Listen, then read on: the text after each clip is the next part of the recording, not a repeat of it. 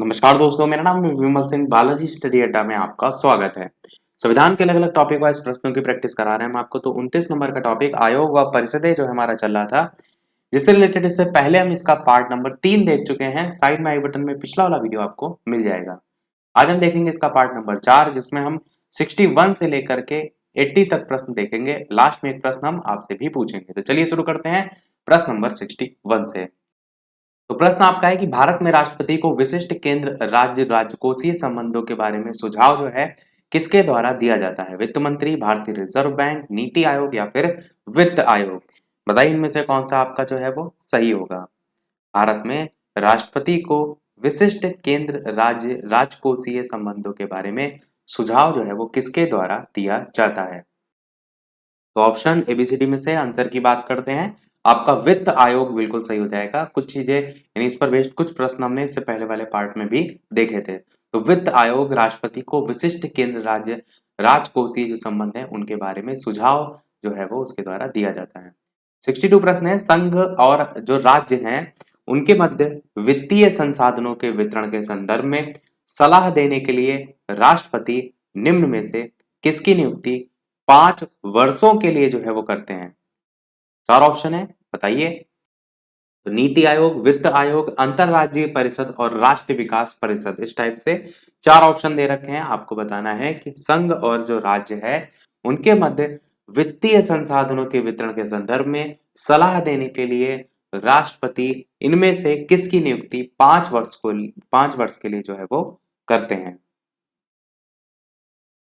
तो आंसर की बात करते हैं ऑप्शन एबीसीडी में। तो आपका ऑप्शन वित्त आयोग यहाँ पर बिल्कुल सही हो जाएगा। इस पॉइंट से आपको समझ में आ रहा होगा, जब वित्तीय संसाधनों की बात की जा रही है तो उसी से संबंधित आपका वित्त आयोग जो है यहाँ पर सही होगा।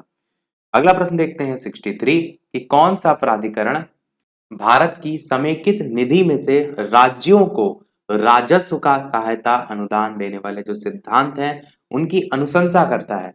नीति आयोग, राष्ट्रीय विकास परिषद, क्षेत्रीय परिषद या फिर वित्त आयोग? तो बताइए इनमें से कौन सा आपका ऑप्शन जो है वो सही होगा।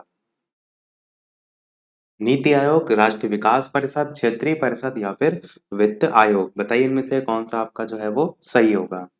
चलिए बात करते हैं आंसर की ऑप्शन एबीसीडी में। तो आपका ऑप्शन डी वाला यहाँ पर यानी कि वित्त आयोग यहाँ पर भी आपका बिल्कुल सही होगा। बात हो रही है राजस्व की। समेकित निधि में से राज्यों को राजस्व का सहायता अनुदान देने की बात हो रही है, तो वित्त की बात हो रही है यानी कि वित्त आयोग से संबंधित है। तो आपका डी वाला ऑप्शन सही हो जाएगा। अनुशंसा जो है वित्त आयोग के द्वारा की जाती है। अगला प्रश्न देखते हैं आपका 64, निम्नलिखित में से कौन सा एक वित्त आयोग का कार्य नहीं है? अब बताइए इनमें से कौन सा वित्त आयोग कार्य नहीं करता है? आयकर विभाजन, उत्पाद शुल्क का विभाजन, सहायतार्थ अनुदान या फिर व्यापार कर का विभाजन? तो आपको बताना है कि इनमें से कौन सा एक वित्त आयोग का कार्य नहीं है। तो आंसर की बात कर लेते हैं ऑप्शन एबीसीडी में। तो आपका ऑप्शन डी वाला यहाँ पर व्यापार जो कर होता है ना, व्यापार पर कर जो टैक्स लगता है उसका जो विभाजन का कार्य है वो आपका वित्त आयोग का कार्य नहीं होता है। जबकि आयकर विभाजन भी आता है, उत्पाद शुल्क का विभाजन भी आता है और सहायतार्थ अनुदान भी जो है इसमें आता है। तो डी वाला आपका नहीं आता है, ये आपका यहाँ पर आंसर हो जाएगा। अगला प्रश्न 65 देखते हैं कि राज्य जो है उनको वित्तीय आवंटन किसकी संस्तुति पर किया जाता है? 4 ऑप्शन है, वित्त आयोग की, नीति आयोग की, केंद्रीय वित्त मंत्री जो है उनकी या फिर प्रधानमंत्री की? तो बताना है आपको इनमें से कौन सा जो है वो सही होगा। 65 प्रश्न आपका है कि राज्यों को वित्तीय आवंटन की बात करें तो किसकी संस्तुति जो है उस पर जो है वो किया जाता है? वित्त आयोग की, नीति आयोग की, केंद्रीय वित्त मंत्री की या फिर प्रधानमंत्री की? 4 ऑप्शन दे रखे हैं, बताइए इनमें से कौन सा आपका जो है वो सही होगा। आपको बताना है कि राज्यों को जो वित्तीय आवंटन होता है वो किसकी संस्तुति पर जो है वो किया जाता है। आंसर की बात करते हैं तो आपका वित्त आयोग यहाँ पर भी सही हो जाएगा जब वित्त आवंटन की बात जो है वो हो रही है। 66 प्रश्न आपका देखते हैं कि केंद्र राज्य जो वित्तीय संबंध है उनका निर्धारण कौन करता है? नीति आयोग के द्वारा निर्धारण होता है, वित्त मंत्रालय के द्वारा या फिर वित्त आयोग के द्वारा या फिर सरकारिया आयोग जो है उसके द्वारा? आपको बताना है कि केंद्र और राज्य जो वित्तीय संबंध होते हैं, इनका निर्धारण जो है किसके द्वारा जो है वो किया जाता है। तो वित्तीय आवंटन भी आपका वित्त आयोग की संस्तुति पर होता है और इनका जो संबंध होता है वो भी वित्त आयोग जो है निर्धारण का कार्य करता है। तो यहाँ पर भी आपका सी ऑप्शन ही बिल्कुल सही होगा। 67 प्रश्न आपका मोस्ट इंपॉर्टेंट है कि भारतीय संविधान के किस अनुच्छेद के अंतर्गत वित्त आयोग जो है उसका गठन जो है वो किया जाता है। अनुच्छेद 249 या फिर 368 या फिर 280 या फिर 141। साथ ही साथ वीडियो पसंद आए तो लाइक भी सभी लोग अवश्य करते रहिएगा। इस प्रकार अच्छे अच्छे प्रश्न हम प्रैक्टिस जो है वो करते रहें। बताना है आपको यह है कि जो वित्त आयोग है इसका गठन जो है वो किस अनुच्छेद में जो है वो किया जाता है। चलिए उत्तर की बात कर लेते हैं ऑप्शन एबीसीडी में से। तो आपका ऑप्शन अनुच्छेद 280 जो है यहाँ पर बिल्कुल सही हो जाएगा। और इस अनुच्छेद 280 में ये भी बताया गया है कि राष्ट्रपति द्वारा जो नियुक्त है किए जाने वाले एक अध्यक्ष और 4 अन्य सदस्यों से मिलकर वित्त आयोग जो है वो बनेगा। वित्त आयोग जो है अगर बात करें उसका गठन किस प्रकार से किया जाएगा, तो इसी अनुच्छेद 280 एक जो है उसके अंतर्गत प्रावधान किया गया है कि संविधान के प्रारंभ से 2 वर्ष के भीतर और उसके बाद प्रत्येक 5 वर्ष की समाप्ति पर या पहले उस समय पर जिसे राष्ट्रपति आवश्यक समझता हो उसमें एक वित्त आयोग का गठन जो है वो किया जाएगा। वित्त आयोग से संबंधित जब प्रश्न बात ही हो रही है तो एक प्रश्न ये भी आ सकता है आपसे कि पहले वित्त आयोग जो है उसके अध्यक्ष कौन थे। तो वो 1951 में जो है वो बने थे, जिनका नाम था के सी नियोगी। इनका नाम आप जो है वो याद रख सकते हैं, के सी नियोगी।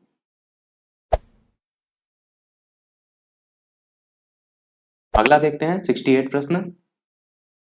प्रश्न आपका है कि वित्त आयोग में अध्यक्ष के अतिरिक्त कितने सदस्यों की जो है वो व्यवस्था है, 3 4 5 या इनमें से कोई नहीं या कोई सीमा नहीं, इस टाइप से इनमें से कोई नहीं नहीं।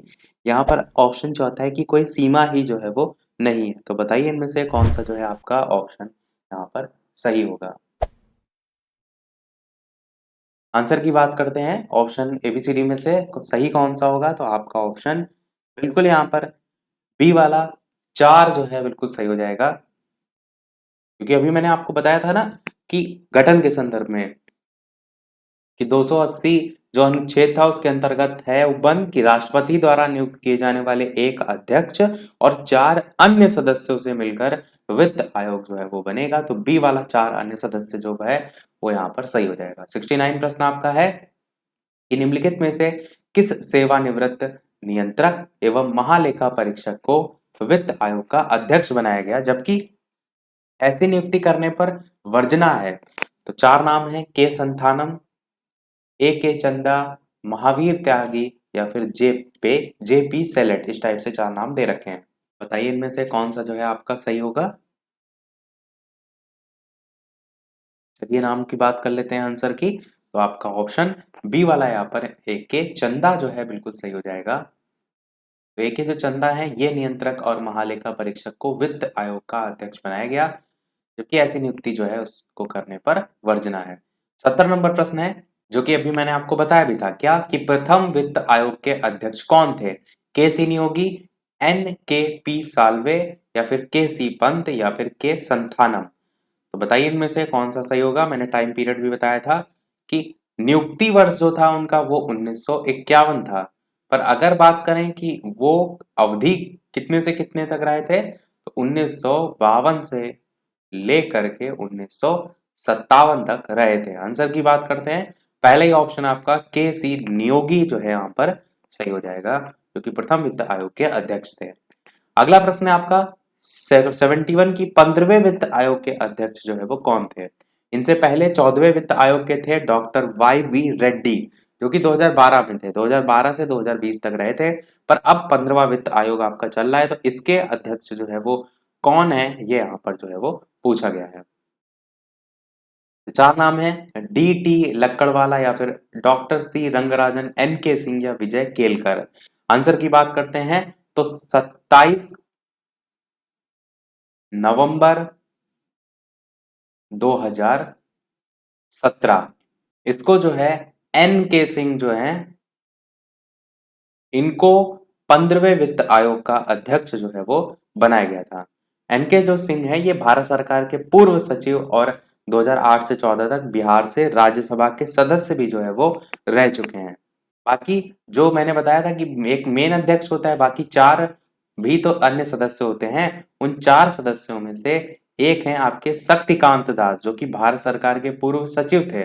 दूसरे हैं डॉक्टर अनूप सिंह जो कि सहायक प्रोफेसर हैं, और तीसरे आपके डॉक्टर अशोक लाहिड़ी जो कि अध्यक्ष हैं बंधन बैंक के, और चौथे हैं आपके रमेश चंद्र जो कि नीति आयोग के सदस्य के रूप में है। ये 4 अन्य सदस्य के रूप में आपके हो जाएंगे। आपको ध्यान रखना है 15वें वित्त आयोग के अध्यक्ष एनके सिंह। अगला प्रश्न देखते हैं 72।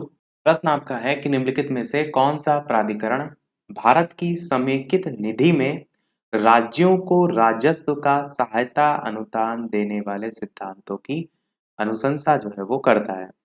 4 ऑप्शन है, वित्त आयोग, अंतरराज्यीय परिषद, केंद्रीय वित्त मंत्रालय या फिर लोक लेखा समिति। बताइए इनमें से कौन सा जो है आपका सही होगा। कौन सा प्राधिकरण भारत की समेकित जो निधि है उसमें राज्यों को राजस्व का सहायता प्रदान सहायता अनुदान जो है वो देने वाले सिद्धांतों की अनुशंसा जो है वो करता है। आंसर की बात करते हैं ऑप्शन एबीसीडी में से कौन सा सही होगा। तो बिल्कुल आपका ऑप्शन पहला वाला ही वित्त आयोग यहाँ पर भी जो है आपका बिल्कुल सही होगा। अगला प्रश्न वित्त आयोग से संबंधित है कि इसका मुख्य कार्य क्या होता है। केंद्रीय जो कर होते हैं उनमें राज्यों के भाग और केंद्र द्वारा जो राज्यों के लिए दिए जाने वाले वित्तीय सहायता होते हैं उसके सिद्धांत निर्धारित करना, या फिर राज्यों पर वित्तीय नियंत्रण, या फिर केंद्र पर वित्तीय नियंत्रण, या फिर इनमें से कोई नहीं। तो बताइए ऑप्शन एबीसीडी में से कौन सा जो है वो सही होगा। आंसर की बात करते हैं कौन सा सही होगा। तो बिल्कुल आपका मुख्य कार्य में जो आपका आता है वित्त आयोग के, वो केंद्रीय करों में राज्यों के भाग और केंद्र द्वारा राज्यों के लिए दिए जाने वाली जो वित्तीय सहायता है उसके सिद्धांत निर्धारित करना, इसमें आपका जो है वो आ जाता है। तो आपका पहला ही ऑप्शन जो है यहाँ पर बिल्कुल सही होगा। अगला देखते हैं आपका 74 प्रश्न कि केंद्र और राज्य जो है उसके बीच धन के बंटवारे के संदर्भ में कौन राय देता है। योजना आयोग, प्रधानमंत्री, संसद या फिर वित्त आयोग। बताइए कौन सा इनमें से सही होगा। केंद्र और राज्य के बीच धन के बंटवारे के संदर्भ में कौन जो है वो राय देता है। योजना आयोग, प्रधानमंत्री, संसद या फिर वित्त आयोग। आंसर की बात करते हैं ऑप्शन एबीसीडी में से। तो इसके संदर्भ में जब भी मैंने बात की कही कि वित्त की बात हो रही है धन के बंटवारे के संदर्भ में, तो यहाँ पर भी आपका वित्त आयोग ही जो है वो सही होगा।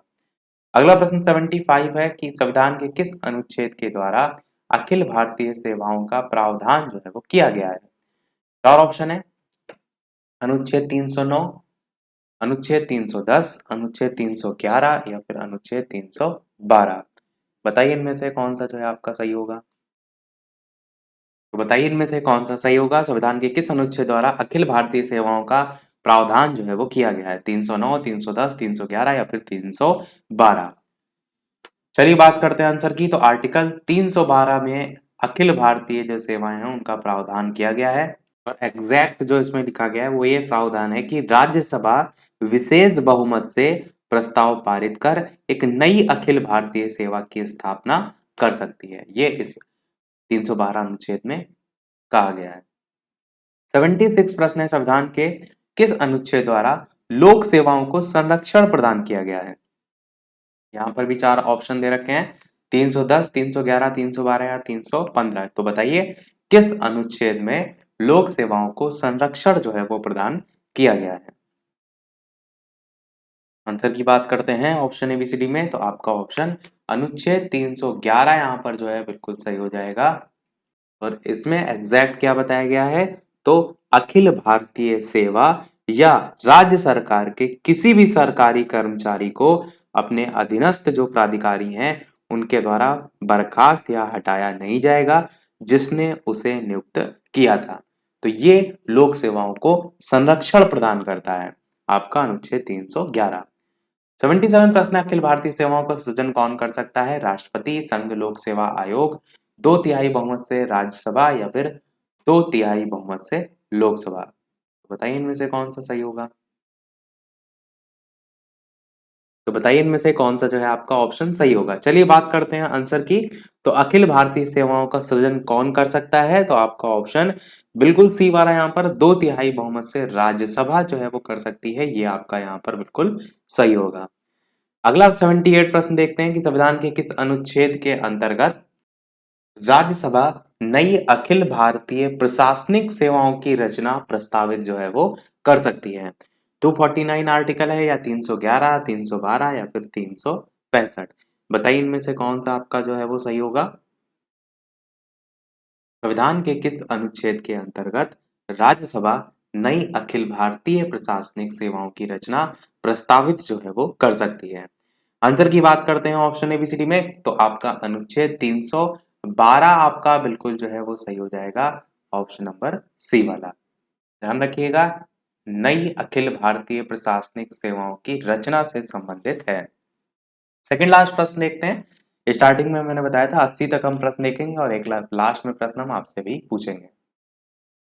79 प्रश्न कह रहा है कि क्या भारत में संयुक्त राज्य अमेरिका की भांति लोक सेवाओं का विभाजन है? हाँ, नहीं, कुछ विशेष सेवाओं में है या फिर अस्पष्ट। तो बताइए इनमें से कौन सा सही होगा।